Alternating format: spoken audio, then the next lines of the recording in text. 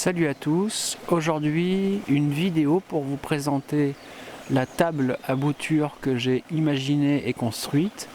Elle est le fruit d'une longue réflexion entre les contraintes matérielles, financières et ce que je voulais y produire dedans. Je l'ai testé pour la première fois l'année dernière, j'ai fait énormément de tests et aujourd'hui je suis à même de vous présenter le principe même de cette table à bouture. En premier lieu, la serre dans laquelle se trouve la table à bouture.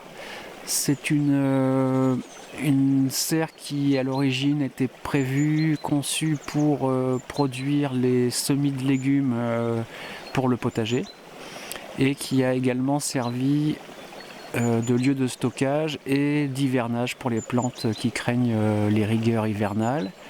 L'alimentation en eau se fait par une source privative qu'on a sur le terrain. J'ai construit pour ça une sorte de cuve avec deux regards qui me permettent d'avoir un bac dans lequel je peux puiser l'eau. Le tuyau de droite noir alimente un robinet au milieu du terrain pour nous permettre d'arroser certaines plantes en période estivale, mais surtout c'est l'alimentation principale de la mare du bas du terrain. Et le tuyau d'arrosage gris que vous voyez sur la gauche, c'est celui qui alimente donc par gravité la serre et la table à marée. On est là au dos de la serre, donc ça c'est l'entrée de la table à bouture. Et ça c'est le tuyau qu'on a vu précédemment qui plonge dans la source en amont du terrain. On a environ 1,20 m, 1,30 m de dénivelé. Donc on voit qu'il y a quand même un petit peu de pression. Donc un bar et des brouettes, on va dire. Et on a ici de disponible environ 500-600 litres heure pour alimenter la table. Et d'après les calculs, ça représente moins de 1% du volume global débité par la source à l'année pendant l'utilisation de la table à marée. Et ensuite, du coup, je n'ai juste qu'à raccorder mon tuyau sur le système. L'intérieur de la serre. À l'origine, il y avait deux plans de travail de part et d'autre. Donc qui me servaient à stocker les plaques de semis et ainsi de suite. Donc ça a été transformé. Sur la gauche, donc la fameuse table à bouture, et sur la droite, un espace qui me sert au rempotage. Et au fond, on voit un bidon de 160 litres que j'avais installé au départ pour faire masse thermique, mais qui finalement, je pense, n'a pas un grand impact sur la température de la serre, mais qui me sert surtout, on va le voir, de décantation de l'eau qui arrive par la source, puisque j'ai toujours certains dépôts et je ne veux surtout pas que mon substrat soit souillé par des dépôts organiques qui accéléreraient sa décomposition. Donc le bidon tampon, donc comme je vous l'ai dit, qui sert essentiellement à décanter l'eau, puisque j'ai toujours des microparticules qui sont dans le réseau et je ne veux absolument pas qu'elles rentrent dans mon substrat pour ne pas qu'il y ait de matière organique qui accélère sa décomposition. Donc l'eau arrive par ce tuyau là. Le tuyau ensuite qui plonge jusqu'en bas permet d'amener justement toutes ces matières lourdes de sédimenter, et le trop-plein se fait par ce tuyau-ci. Donc c'est juste un petit coup de 90 degrés, c'est du diamètre 4, qui est quelques centimètres en dessous du niveau de l'eau. Et ensuite l'eau naturellement par gravité va venir alimenter la table ici.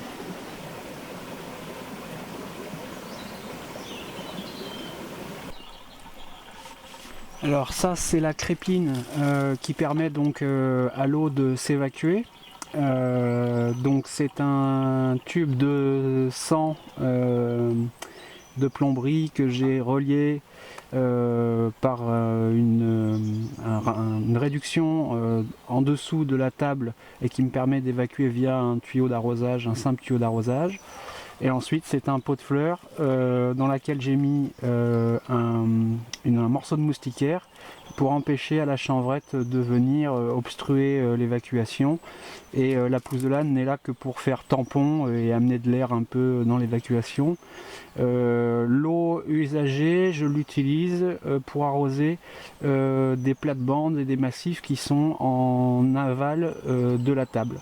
Vu le peu d'eau que j'utilise, au début je comptais restituer l'eau au ruisseau puisque la source là-haut va au ruisseau, parce que je n'utilise absolument aucun produit dans mon processus, dans mon itinéraire, mais vu le peu de quantité d'eau et ce que ça impliquait de rejeter l'eau au ruisseau, je m'en sers pour l'arrosage. Le système ensuite pour on va dire hydrater le substrat est assez simple, parce que si on ne bouge pas par contre le trou qui est au fond, l'évacuation, vous n'aurez qu'un mince filet d'eau sur le fond du bac, et ce qui fait que l'épaisseur totale de votre substrat ne sera pas hydratée. Au départ j'avais mis un 3-4 cm au-dessus du niveau du fond, et en fait j'avais de l'eau qui stagnait et je me suis rendu compte que c'était pas bon, donc il a fallu que je reprenne. Donc il faut vraiment que la sortie soit au ras, qu'il n'y ait vraiment pas d'eau qui stagne. Donc une fois que l'eau débite en haut, on bouche ici avec un simple bouchon, là c'est un morceau de manche. On laisse l'eau monter dans le substrat. D'ailleurs la première fois c'est assez marrant, il y a un système de flottaison. Le substrat, comme il est sec, il va avoir tendance à flotter, et il va s'hydrater au fur et à mesure et redescendre ensuite. Donc la première fois il peut nécessiter de laisser par exemple une nuit ou quelque chose comme ça. Mais pour une simple marée de routine, juste pour donc rincer l'eau qui stagne un peu au fond et vraiment bien réhydrater le substrat, on laisse monter l'eau, on attend un moment, on vient vérifier en regardant en surface jusqu'où l'eau est montée et l'hydratation du substrat, et ensuite on a juste à déboucher et laisser se vider. Et là il faut laisser bien s'évacuer plusieurs minutes, un quart d'heure, une demi-heure, pour être sûr qu'il y ait le moins d'eau possible qui reste à stagner au fond de la table.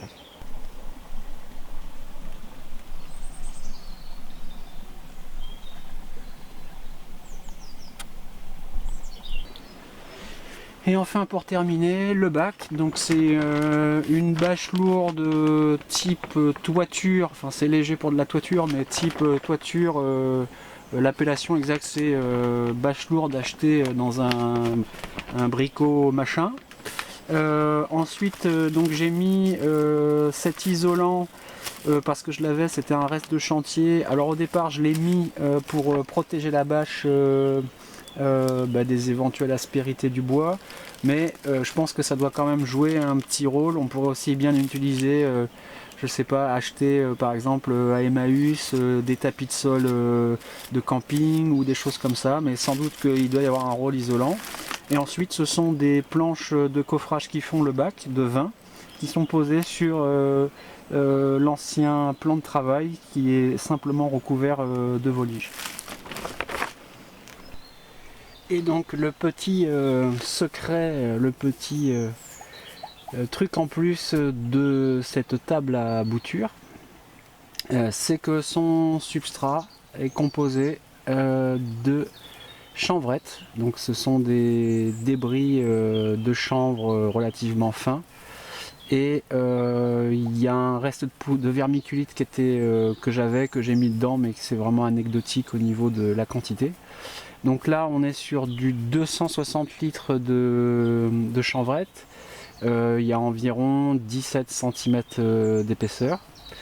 Donc elle a été mise en place il y a 1 an maintenant, et donc on peut constater, j'ai pu constater qu'elle n'a absolument pas pourri ou n'a absolument pas commencé à se composter.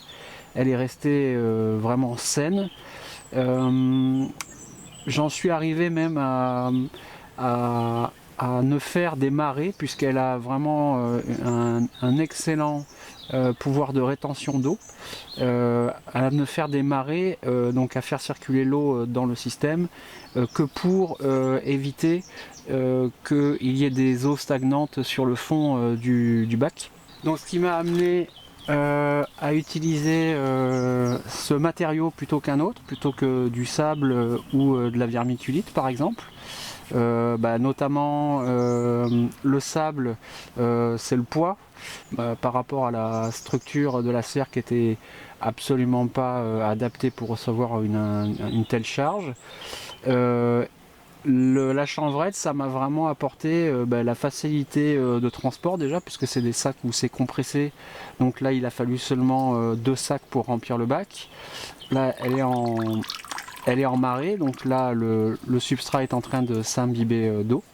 Donc elle a aussi le très gros avantage, cette chanvrette, de rester très aérée et de conserver donc vraiment excessivement bien l'humidité, et également le côté végétal du matériau a l'avantage de se réchauffer beaucoup plus vite et de faire tampon beaucoup plus vite par rapport aux chaleurs, comme ne pourrait pas le faire par exemple du sable qui resterait très frais longtemps en début de saison, mais par contre effectivement qui peut être un véritable avantage quand on maîtrise ses températures d'eau ou qu'on amène une eau fraîche pour garder des températures plutôt fraîches justement pour l'été.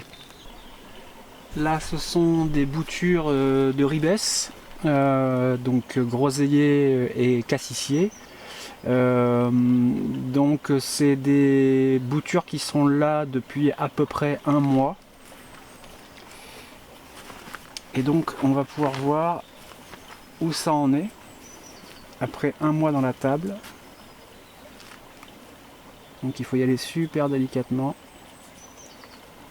Voilà.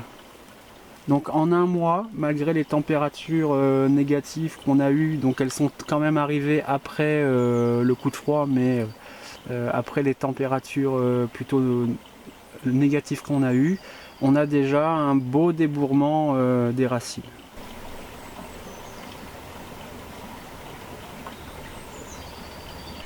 Ça, ce sont des boutures de ribes ornementaux qu'on m'a très gentiment envoyé par internet via un groupe Facebook. Pareil, je regarde avec vous.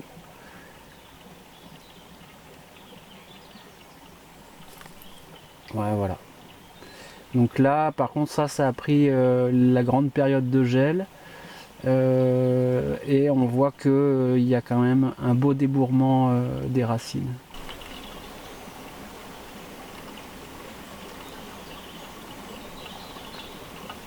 Petit plus, je ne fais maintenant mes boutures plus qu'en fagot. Déjà parce que c'est un gain de place énorme. Là sur ces 2 rangées il y a une centaine de boutures. Et donc c'est quelque chose qu'on m'avait déjà dit et dont je suis allé chercher l'information pour confirmation.